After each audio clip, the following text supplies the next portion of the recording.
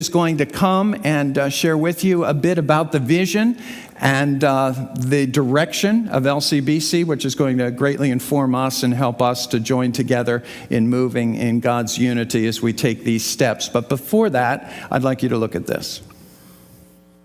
When asked the question, who's the most important person at this church, we'll respond, the one who's not here yet. It's a chance to see how God can not only touch our community, but Philadelphia and the entire region. To do more with this one pass-through life that each of us have. And at the end of the day, it's a chance to watch Him bless this and get all the glory. You have opportunity to come face to face with the living God. And it just changes everything. There is so much more that God can do in our region and with us as a church. Lives changed by Christ. This is what this is all about. And when all is said and done, if you are for us, God, then who can be against us? Dreams don't become realities until you begin to say, my God is able and I'm going to walk with Him.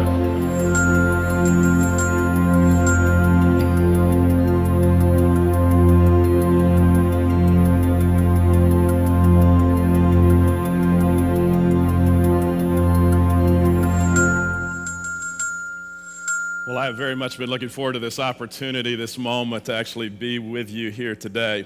For the last several years, had opportunity to develop a friendship with Craig and Sally, and over the last number of months, have had the opportunity to spend considerable time with your leadership team and your staff. And I need to tell you right up front that I'm very impressed with the leaders that are part of BranchCreek Church today, and so excited for the opportunity to be here with you. I also want to acknowledge kind of right off the bat as well that I realize over the past few months, as a church and as individuals, you have been thrown a huge curveball. 2 months ago, you were introduced to this idea of becoming a part of LCBC Church, an idea that most likely was not a part of any of your dreams or nightmares, as the case may be for you. And yet now you're being asked to kind of put your arms around this idea and get your head around this idea and your hearts around this idea. And I know it's not an easy thing. It's incredibly difficult for you. As a matter of fact, in the midst of discussions, many discussions and many prayers about this whole opportunity, as the idea of BranchCreek kind of joining, becoming part of LCBC Church, as this idea began to take momentum, I remember one very specific conversation that we had between the BranchCreek leadership team, and I remember saying in that conversation that if we choose to follow through with this idea, it's going to be one of the most difficult things that any of us have ever experienced before. No doubt, it's going to be one of the most difficult things that BranchCreek has ever experienced or ever been through. And so I said to the BLT that evening, I believe this is going to be one of the most difficult things that you've ever been through as a church. And so unless you're convinced that this is the best way to do this, unless you're convinced that this is the right way to move ahead in order to accomplish the vision of BranchCreek and the mission of introducing more people to Jesus, then let's not even do this. But if you're convinced that this is the best way to do it, as difficult as it's going to be and as hard as it might be, we also said if we choose to kind of go down this path together, it's going to be difficult, but I also believe it's going to be one of the most exciting journeys that any of us have ever been on in our lives. And I would say the same thing to each of you here today.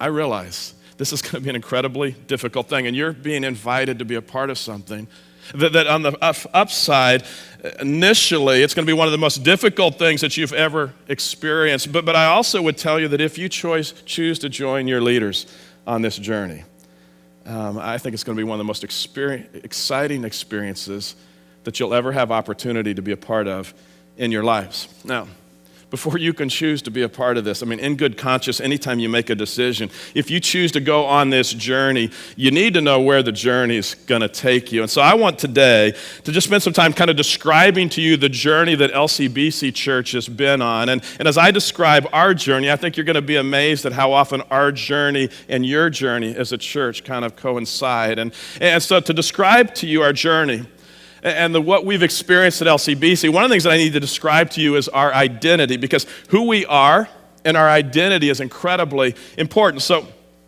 let me just ask you, has anybody ever experienced a case of mistaken identity? Have you ever been in a situation where somebody thought you were somebody that you weren't. I mean, I've experienced that before. When I first left my home in Dallas, Texas, to go to college to Texas Tech University, one of my first new friends was a guy by the name of Rock Robinson. And Rock and I met right off the bat, and Rock was a guy, he was a wrestler. He was a state champion wrestler in high school, and I mean, he was built like a rock. That's his name, Rock. He was big, he was strong.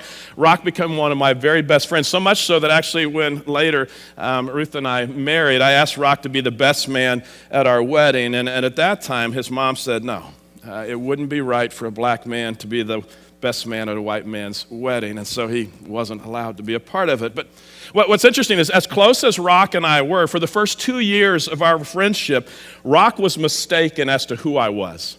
For some reason, whenever Rock and I first met, he thought my name was John, and it's not. My name is David. And so by the time I realized that he thought my name was John, it felt too awkward to actually correct him. So for almost 2 years, Rock would always see me, and he would always call me John. And whenever I would hear him say John, I would just automatically respond to him. And that went on for almost 2 years until we were in a student government meeting at Texas Tech, and there were about 10 people in the room. And they were handing out assignments in the room as to what each person around the table ought to be involved in. And so when it came to me, they started talking about the role that David would play. And after a few moments, Rock kind of stopped the meeting. He said, wait a minute, who is David?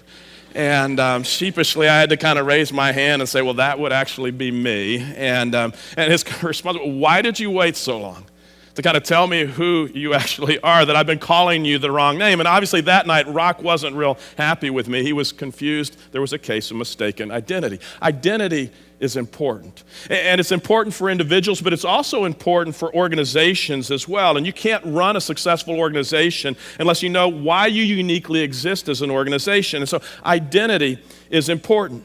And the way you address identity in most organizations is to kind of ask the question, what business are we in? I mean, what are we trying to accomplish as an organization? Why do we even exist as an organization? And you cannot be successful as an organization unless you know what business you're in. You and I are a part of an organization called either BranchCreek Community Church or LCBC Church. And every week at LCBC and every week at BranchCreek, countless hours are spent by an enormous number of people doing whatever we do to kind of pull off church. And week in and week out, we plan, we prepare, we work, we spend countless hours doing lots and lots of activities around the church. And if BranchCreek is like LCBC, and if BranchCreek is like most churches that I know, there are many busy people putting in lots and lots of time and energy to make this place run. And when Ruth and I first came to LCBC almost 22 years ago, there were about 150 people in the church at that time, and there were 150 very, very busy and active people in the church. And so one of the first questions that I began asking right off the bat is, why? Why are we doing what we're doing? Why are we doing the things that we're in? In other words, I just wanted to know from everybody, what business are we in? What are we trying to accomplish here? And so for our first 3 to 5 years at LCBC, we just kind of spent time asking the question, why? Why are we doing this? What are we trying to accomplish as a church? And so let me just ask you, when it comes to serving at BranchCreek every week, as you plan and prepare week in and week out, whether you're working in children's ministries or student ministries, or whether you're setting up equipment or running soundboards or just greeting people around the building or serving coffee in the lobby, I mean, do you know why you do what you do? Do you know why you're doing what you're doing? And I actually have 2 children. They're young adults now, but when they were 5 or 6 years old, they both played a couple of seasons of soccer. And I don't know if you've ever watched 5 or 6-year-olds play soccer or not, but when it comes to soccer, 5 and 6-year-olds really don't understand what business they're in. If you watch 5 and 6-year-olds play soccer, they think what they're supposed to be doing is just kind of following the ball around the field. And so 5 and 6-year-olds in a soccer game, you just see this mob, and wherever the ball is, there's this mob that just moves all around the field. And what's interesting with 5 and 6-year-olds is very seldom are there any goals scored, because nobody really understands that the real purpose is to put the ball through the net. They just think they're supposed to follow the ball. So there's lots of activity with lots of thrashing and lots of energy being expended and lots of kicking, but very few goals being scored, unless there's just one kid that seems to know what the purpose is, and they're scoring goals right and left, but everybody else is just kind of following the ball around. And my observation with a lot of churches is there's a lot of activity going on. A lot of energy is being expended. There's a lot of kicking and there's a lot of thrashing going on. Like soccer, though, there aren't many goals being scored because even in churches, they kind of say, we don't always understand what business are we in? Why are we doing the things that we're doing? What's our identity? What are we trying to accomplish as a church? And so for our first 3 to 5 years at LCBC, we spent time trying to answer the question, what are we doing? What are we trying to accomplish here? So let me tell you what we kind of settled on. And as I describe this to you, hopefully this will help you understand who we are at LCBC and the things that kind of drive us and make us who we are. And what we concluded, and it'll be on the screens there in front of you, but what we came to the conclusion of is that every single one of us are on a journey. All of us are on a journey that begins at birth, but it's going to end at death, but it really doesn't end at death because it goes on into eternity. And so all of us are on this journey. And what the Bible actually says is this journey is going to take us to a place that's either called heaven or it's going to take us to a place called hell, but every one of us are on this journey. And what's interesting about our journeys is no two journeys are the same. All of our journeys are different. And there'll be ups and downs on our journeys as we kind of move through life. There'll be good points, bad points in life, but we're all on this journey, and it's racing towards eternity. And so for us, as we kind of look at the fact that we're all on this journey that's racing towards eternity, that we're going to spend either eternity in heaven or hell, then we kind of step back and said, okay, what does God have to say about eternity? And we step back and say, what about even just doing life well today? What does God have to say about doing life well today? And so we kind of came to the conclusion for us as a church, the reason we exist is to kind of help answer that question, what about eternity? What does God have to say about eternity? And then what does he say about just doing life well today? And so we always try to answer that question. And what we found is the answer to both of those questions, the answer just really comes down to Jesus Christ. I mean, Jesus is the answer for eternity. Jesus is the one that says, this is how to do life well today. And so for us, bottom line, when we try to figure out what are we about as a church, we say, bottom line, it's introducing people to Jesus Christ. Because as we introduce people to Jesus, then we're kind of saying, look, this is how you take care of eternity, but it's also how to do life well today. And so for us, our goal is just introducing people to Jesus.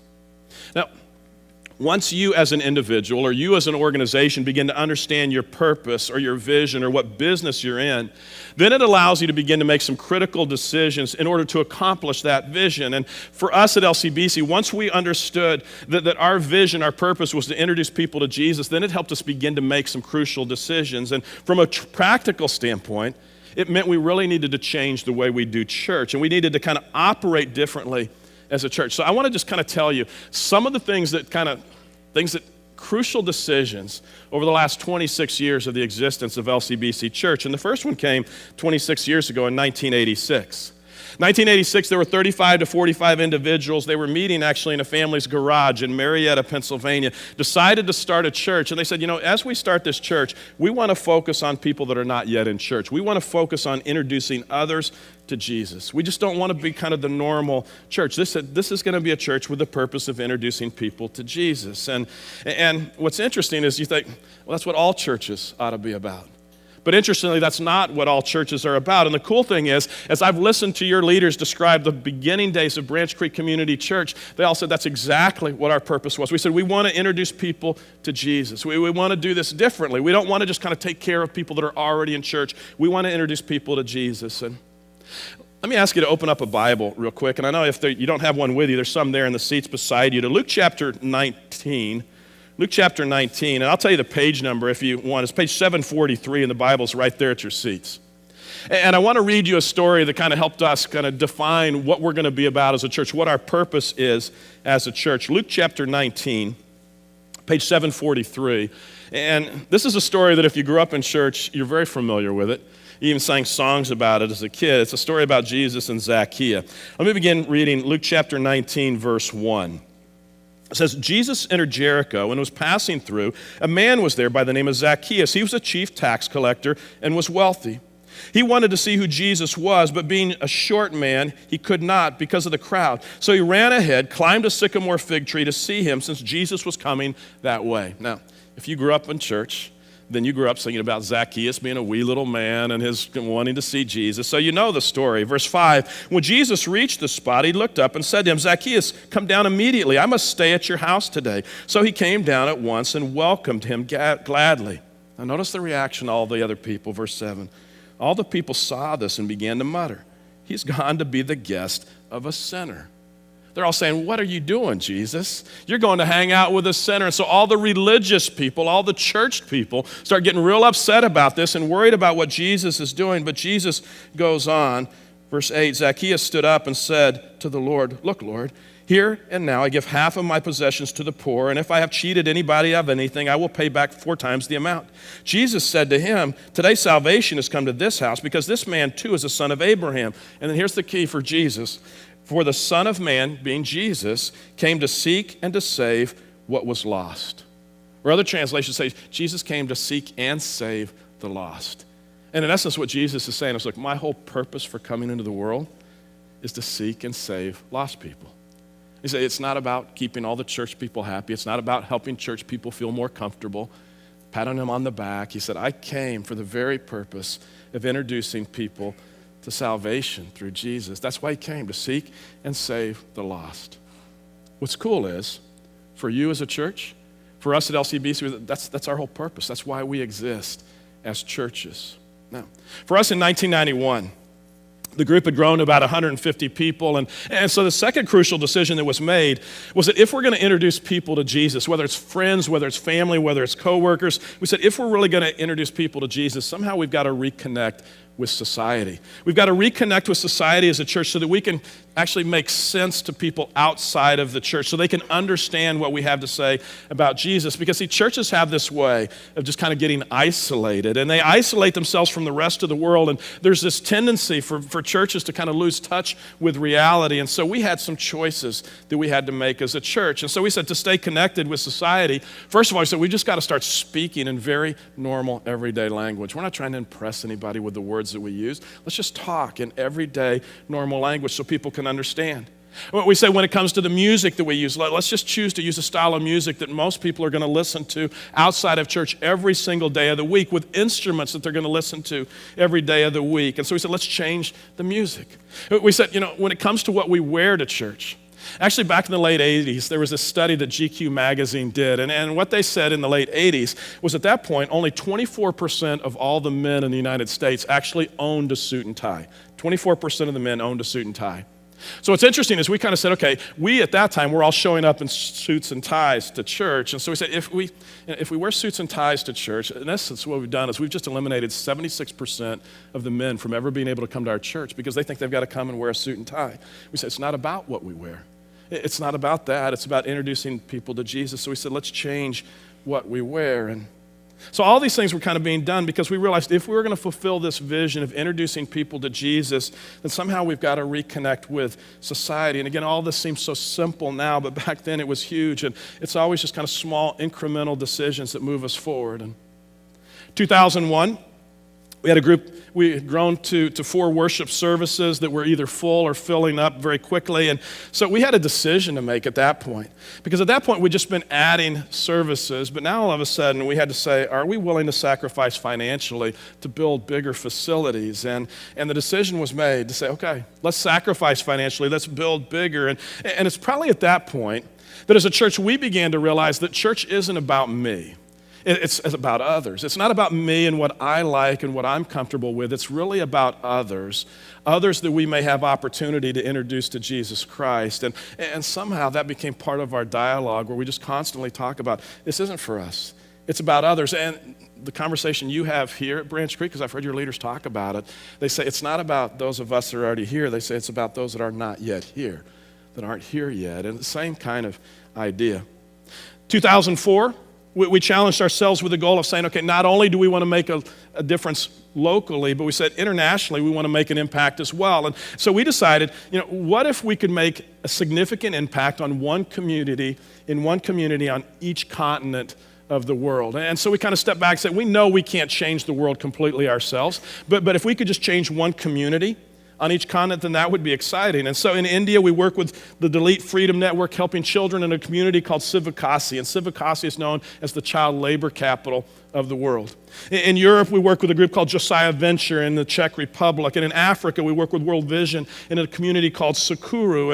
And it's a community that's been ravished by AIDS and just poverty. In Haiti, we work with Food for the Hungry in a town called Akade. And we said, we can't change the world, but if we could change one community in each continent around the world, how exciting would that be? And In 2006, we were told by township officials that we wouldn't be allowed to expand our facilities anymore in Mannheim. We were kind of done, and so we faced a decision. Are we done introducing people to Jesus, or do we need to kind of figure out another way to keep moving forward? And so it was at that point that we came across this whole idea that was fairly new at that time of just video teaching, which would allow for one church to kind of spread into various locations. And so a strategic plan was laid out and developed that included 5 different campuses around central Pennsylvania. And that plan, just about a month ago, came to fruition and was completed as our Ephrata campus launched about 5 weeks ago, a campus that right now is averaging a little over 1,900 people every weekend. And it's just kind of been exciting to watch what's happened as a result of each of these decisions of God kind of continuing to move us forward. And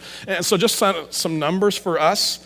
And again, it's not really about the numbers, it's the fact that every number represents a life. But back in 1991, we had about 235 people, and then it kind of grew to 1,100 or 1,200 people in the year 2000. 2004, there were about 4,300 people. 2008, about 7,500 people. 2012, we're going to average right around 12,000 people over the course of the year. And the crazy thing is, if you kind of just try to say, okay, we don't know where God's going to take us, but if we keep moving the way we are, then about 2017, then the numbers play out to be a little over 20,000 people.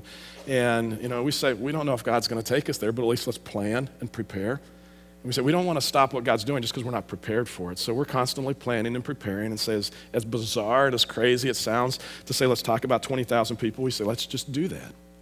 Now for us as a church, and I think probably the same would be true for you, 90 to 95% of the people we found who come to LCBC come at the invitation of somebody else. Somebody invited them to come, a friend, a family member, a coworker. The other interesting thing for us as we've grown over the years is the times we've grown the most and the fastest have been the times that we're calling for the highest sacrifice from our people. And so it's just kind of been a fascinating thing. And so those are some decisions that we've made over the years. And let me just give you some things that would help you understand what we value as a church, to kind of help you understand how we operate as we try to kind of fulfill this mission of introducing people to Jesus Christ. And so these are our values. These are how we operate. And so the first one I would just mention to you is we talk about cultural relevance.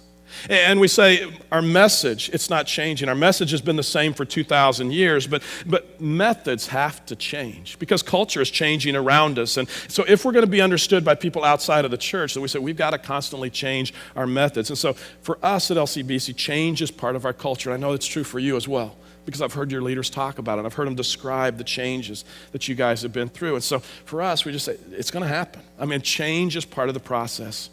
Another value for us we talk about is just outward focused.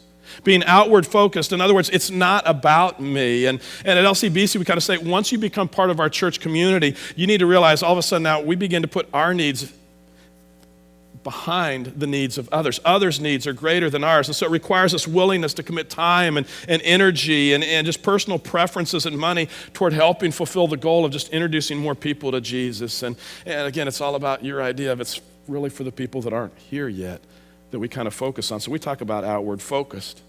Another value for us is just excellence, that excellence matters to God. As you read the Bible, one of the things you begin to understand about God is God always wants the very best from people. And so in the Old Testament, when people were to bring sacrifices or gifts to God, if they were farmers, he would say, give me your very best crops. Or if they happened to be shepherds, he'd say, bring the best lamb from your flock. And always asking for the very best. As a matter of fact, there's a story in the book of Malachi where the people had been instructed to bring their very best lamb to God and sacrifice it each year as a way of saying, God, we love you, we're trusting in you, we're following you. And so they were to bring their best lamb, give it to God as a sacrifice. And they did that for a few years, but the story in Malachi actually says that after a while, they kind of thought, well, let's think about this. We're taking our best lamb, giving it to God. It's just going to be sacrificed anyway. It's going to be killed. So why not? Let's give him a sickly lamb. It's one that's going to die anyway, but it's going to die anyway, so let's just give that to God. And then it's a win-win. God gets his lamb, we get to keep the best for ourselves. And as the story kind of unfolds in Malachi, God actually says to the people, you know what? Don't even bother. Don't bring me your sickly lambs. If you're not going to bring me your very best, then don't even bother. If you ever listen to Paul Harvey, Paul Harvey told a story one time about a woman that was cleaning out her deep freeze in her garage. And in her deep freeze, she found this turkey, a frozen turkey, at the bottom of her deep freeze. And as she was cleaning out the deep freeze, she pulled out this turkey and was able to kind of dust it off and see the company that had processed this turkey. And so she called them to ask whether or not they thought this turkey would still be edible. And they're the ones that told Paul Harvey the story. And so as they told the story to Paul Harvey, apparently as they were able to figure it out, she had had this turkey frozen in her freezer at her house for about 20 years. So a 20-year-old turkey. So they kind of asked her, do you think it's ever been defrosted or not? And then she said, well, I don't know. The electricity could have gone off before, and I just want to know, can I eat this? And they said, well, if it's never been defrosted, we think it'd be fine, if you go ahead and eat it. But if it's been defrosted, we would suggest you not eat it. And her response back to them was something like this. She said, you know what? I don't know if it's ever been defrosted or not before. So what I think I'll do is I'll just give it to my church. And a lot of times, that's kind of the way we think about and we operate with church. It's just church. It's no big deal. We don't need to do our best. And when I was a kid growing up in the church that I grew up in, we had a room in the church that we called the missionary closet. And the idea was that clothes would be there so when missionaries came back from around the world, they could go to that closet, they could get clothes, wouldn't have to buy them, and then they could wear them. But what was interesting is we never took good clothes. There was always the ratty stuff we wouldn't wear anymore, put it in the missionary closet. And I think what God says is I don't want your ratty missionary clothes. I don't want your frozen turkeys. I don't want your sickly lambs. I want your very best. And so God just says, give me your very best. And again, don't make the mistake of thinking we're talking about perfection, because God doesn't ask for perfection. He just says, give me your very best. Excellence matters to God. And what you'll find as a church, we make mistakes all of the time. So again, it's not a matter of perfection. I'll tell you a funny story real quick. Matt, if you were here at 9 o'clock when we started, then Matt starts the song, didn't have the microphone on, and so we had to start over. And now if that happens again at 11 o'clock, then that's going to be an issue. But, there's just kind of stuff like that happens. Matt has been our worship leader at LCBC now for about 13 years. Very first Sunday that he was leading worship, we finished kind of singing, and he did this. He was actually playing keyboards at that time, and so was playing and set up the message beautifully. And so he's playing, I come up, and I actually start talking, and Matt's sitting just about right here in front of me. And so he finishes playing, gets up to walk away. What he forgot was he had headphones on that were hooked to the keyboard. So he gets up and gets yanked back, and everything falls, and just kind of an interesting experience and just kind of a fun thing. And so all I tell you is it's not a matter of perfection, but God says, you know what? Excellence matters. So do your very best for me. Another value for us, authentic relationships. We say, let's just be real. We're not playing games. There's no facades, not wearing any masks. Let's just be real. Be willing to share our imperfections. Another value for us, it's not a religion. It's a relationship. It's not about just kind of doing all the right things so that we can say religiously we've done well. It's about a relationship with the God of the universe that sent his son into the world to live and to die so that we could have a relationship with the God that created the world. You think, man, what an amazing, amazing opportunity for us. Another value is just possess a winning attitude.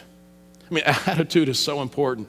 And sometimes we kind of say, because of your attitude, what I found is there's some groups, some pockets of Christians that kind of have this idea that the more grumpy you are, the more sour you are, the more godly somehow it must make you. And there's nothing in the Bible that says grumpy, sour people are godly people. As a matter of fact, what the Bible says is we're going to go through some real hard times in our lives, but in the midst of those hard times, we can still experience incredible joy. And so if attitude is an issue, then sometimes we say we might need to have a conversation because you're scaring more people away from Jesus than you're actually attracting to Jesus. And so understand attitude is important, which takes us to the next value. And we constantly talk about communicate truth with grace. Communicate truth with grace. And all that has to do with is it's just when we're together relationally. There's a funny thing in churches where we kind of get the idea sometimes that because we're in church together, we've got to think the same way, act the same way, dress the same way, look the same way, all the time. That somehow we've all got to be exactly alike. And God doesn't say we've got to be exactly alike. We can't be. We're all unique. We're all different. And if you've got a relationship with just one other person, you know that there are times that you're going to disagree. You know that there are times that it's just not clicking. And if you've worked together in a church, you know that there will be times when somebody else is going to offend you or say something. There'll be times when I'll say something that's going to bother you, or you'll say something that's going to bother me.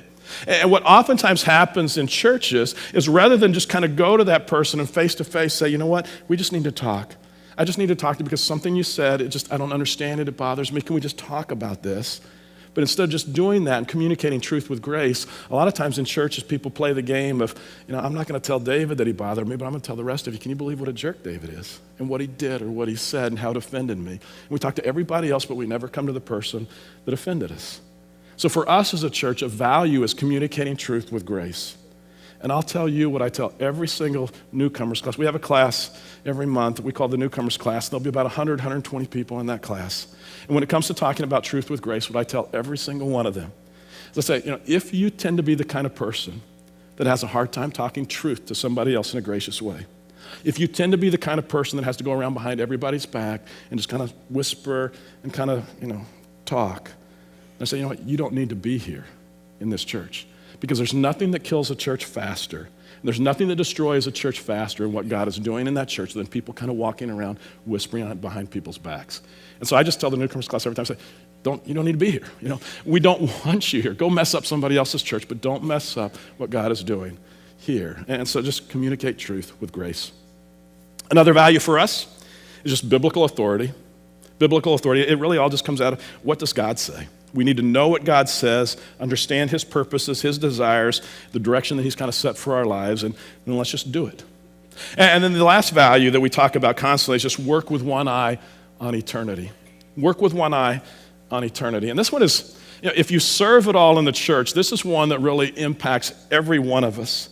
For us, we challenge all of our people. We say all of us ought to be serving one place in the church. Serve there, serve well. Then we say get out into the community. But as you're serving at church, whatever job you have, when you choose to serve at church, I hope you kind of go and you say, this looks like this would be fun. I've got gifts, abilities that I think I can contribute here, and so I also enjoy it, and so I want to sign up, serve in this area. And so you'll be given a specific task in the church in order to serve. And let's say you just love babies, and you think, what, I would love to hold babies in the nursery. And so you sign up to work in the nursery. And so the first week you show up and you're holding babies and you think this is fun, but they also, while you're holding the baby, say, but if that baby does something, you're going to have to change the diaper. And so you hold the baby, you change the diaper, and before long you realize what it feels like is I'm changing diapers all the time here in the nursery. And that's not what I signed up for.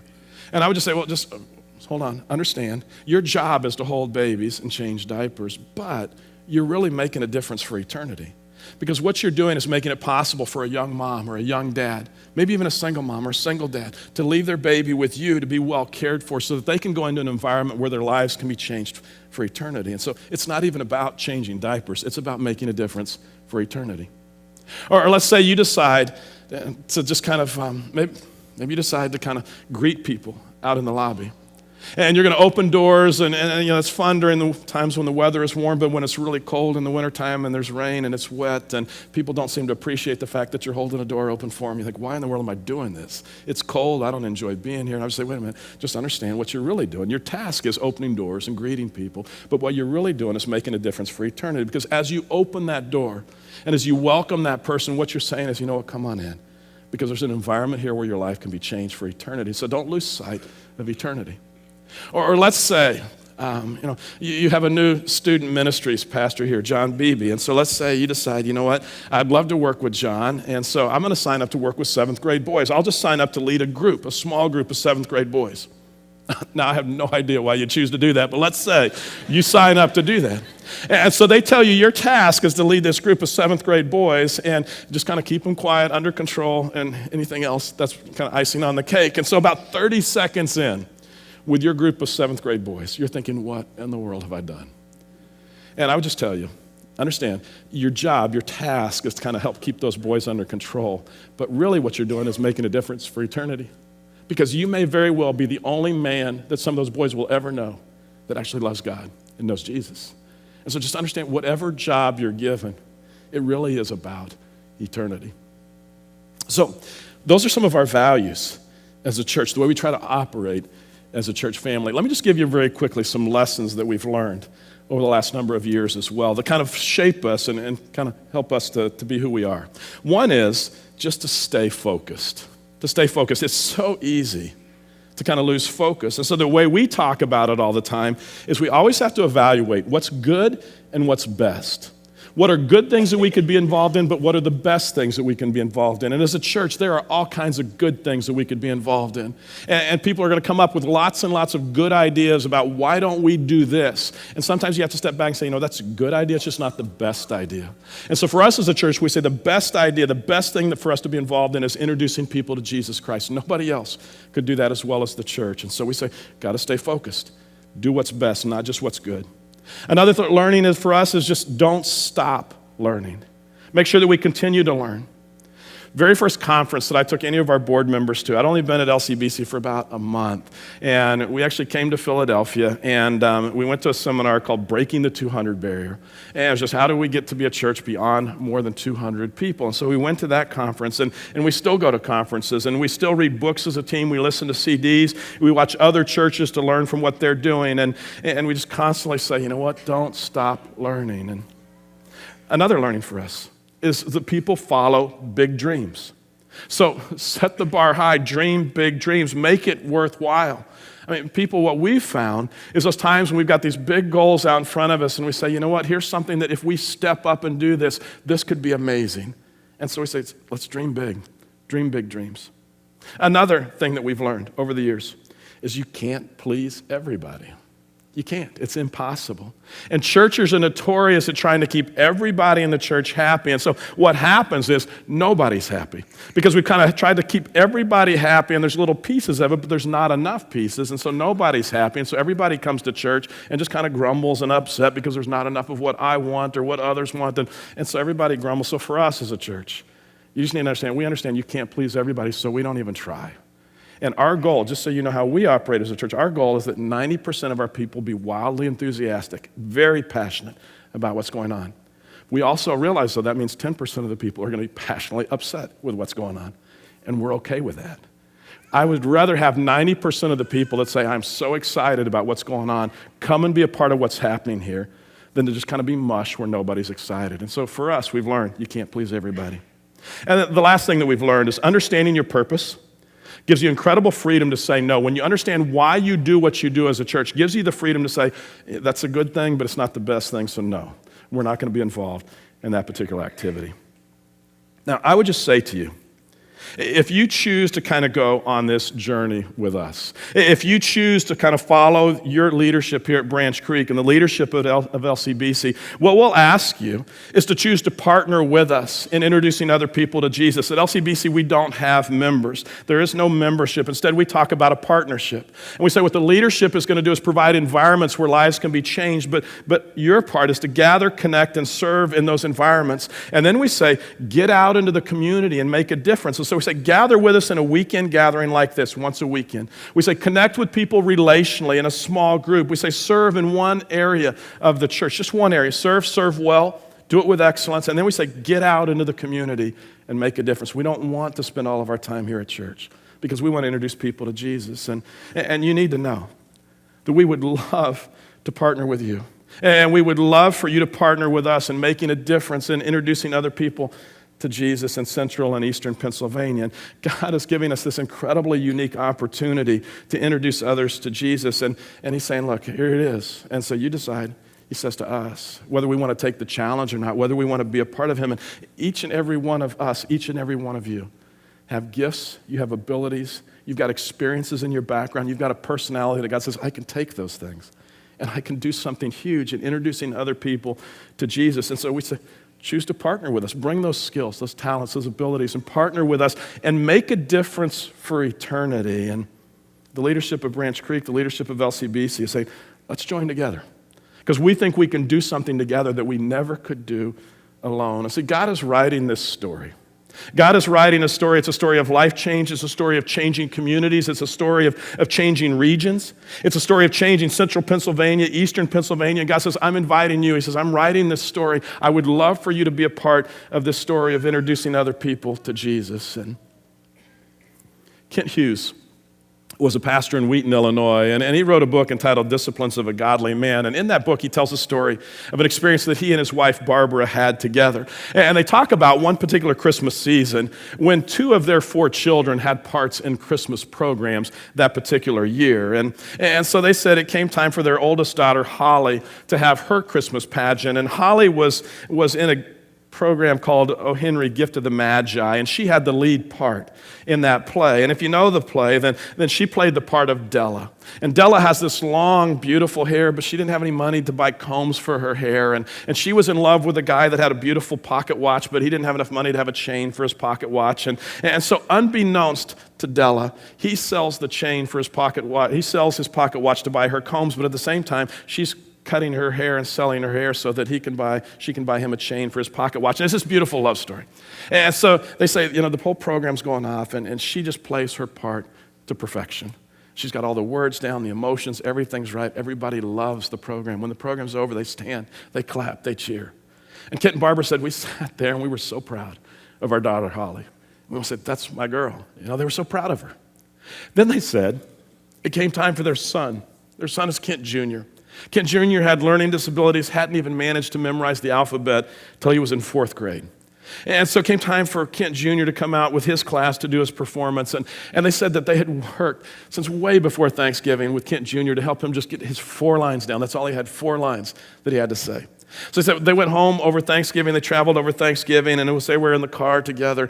All of them, all 6 in the family, would just constantly say these 4 lines over and over and over. They said everybody else in the family had these 4 lines down, but Kent Jr. had never been able to say the 4 lines. And so then it came time for his part in the program. And they said he kind of walked out onto the stage, and they said, to everybody else, he looked like just one more nervous kid on the stage. But they said for them, they're on the edge of their seats because they're waiting to see what's going to happen.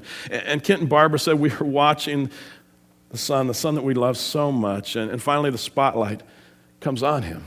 And he kind of stands and he says, strange feelings come upon me, although I know not why. The night is still around me, the stars shine in the sky. And he did it.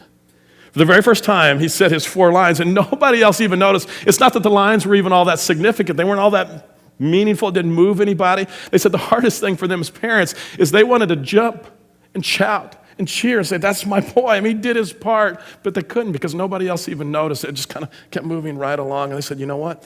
We were just as proud of Kent Jr. as we were with Holly. Everybody noticed Holly's part. Nobody noticed Kent Jr.'s, but we said we were equally proud of Kent Jr. as we were of Holly. It didn't matter if anybody else noticed. Here's what you and I need to know. God is writing a story, and he's inviting each of us to have a part in his story. And some of us, he says, I'm going to give you a big part. And he says, I want you to do your part, and I want you to do it well. And when you do her part well, I think God is going to stand in heaven and say, that's my boy, that's my girl. They just did their part, they did it well. But some of us may have small parts. And God says, it's not a matter of how big your part is. It's not a matter of anybody else notices your part. He says, I just want you to do your part, and I want you to do it well. And when we do our part, no matter how big, even if it's a small part, I think God in heaven stands. He says, that's my boy, that's my girl. They're doing the part that I've given them. And so God gives us this opportunity where he says, okay, I'm writing this story, and I'm inviting you, each of us, to be a part of his story.